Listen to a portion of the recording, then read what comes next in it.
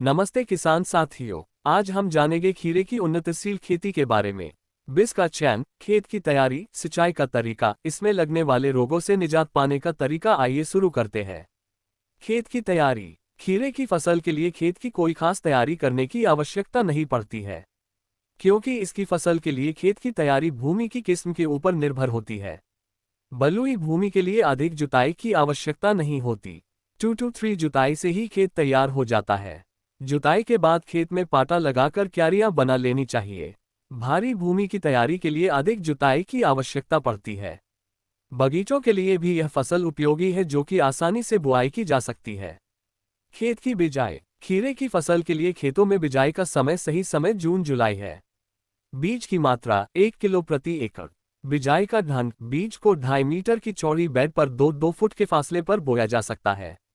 खीरे की बिजाई उठी हुई मेड़ों के ऊपर करना ज्यादा अच्छा है। इसमें मेड़ से मेड़ की दूरी 1 से 1.5 मीटर रखते हैं, जबकि पौधे से पौधे की दूरी 60 से मी रखते हैं। बिजाई करते समय एक जगह पर कम से कम 2 बीज लगाएं। खाद तथा उर्वरक की उचित मात्रा। खीरे की अच्छी फसल के लिए खेत की तैयारी करते समय ही 6 टन गोबर की अच्छी तरह सड़ी खाद खेत में जुताई के समय मिला दें। 20 किलोग्राम नाइट्रोजन, 12 किलोग्राम फास्फोरस व 10 किलोग्राम पोटाश की मात्रा खीरे के लिए पर्याप्त रहती है। खेत में बिजाई के समय 1/3 नाइट्रोजन, फास्फोरस की पूरी मात्रा तथा पोटाश की पूरी मात्रा डाल दें।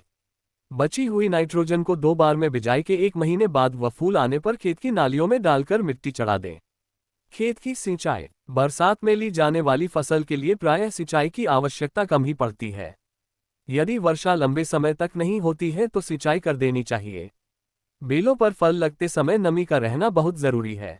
अगर खेत में नमी की कमी हो तो फल कड़वे भी हो सकते हैं। खरपतवार नियंत्रण। किसी भी फसल की अच्छी पैदावार लेने के लिए खेत में खरपतवारों का नियंत्रण करना बहुत जरूरी है। इसी तरह खीरे की भी अच्छी पैदावार लेने के लिए खेत को खरपतवारों से साफ रखना चाहिए। इसके लिए बरसात में 3 से 4 बार खेत की निराई गुड़ाई करनी चाहिए।